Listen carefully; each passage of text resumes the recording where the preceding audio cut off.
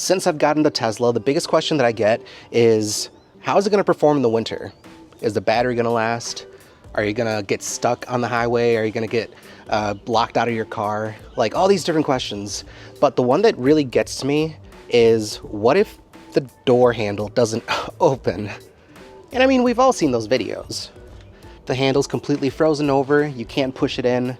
You have to hit it a bunch of times. You have to push on the opposite side to wiggle it open. Worst case scenario, you use your phone to unlock it and your door handle is still frozen. So I've spent a lot of time doing some research trying to figure out how can I prevent that from happening to me, because we're gonna have snow and then it's gonna get below freezing. So my door is gonna get frozen. I wanna stay ahead of it. So I got this, and specifically the silicone one. By this point, you should all know how this door opens. It's a Model 3 2021. You push in the big fat part, skinny part goes out, door opens.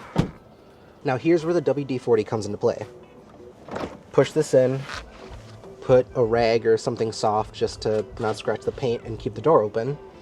And then what we're looking for is the pivot pin that's right in there.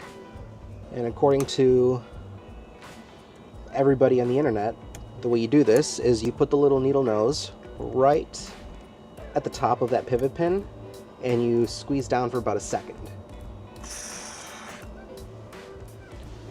We remove the thing and then we just do this. You want to do that twice. Once you do it on this door, you do it on the other 3 doors, and then you're set to go. I really hope this works. In the next few days, I'm going to really get to test out to see how this actually holds up. I'll let you guys know how it goes. Make sure to subscribe, follow, like, all that fun stuff. Yeah, catch you then.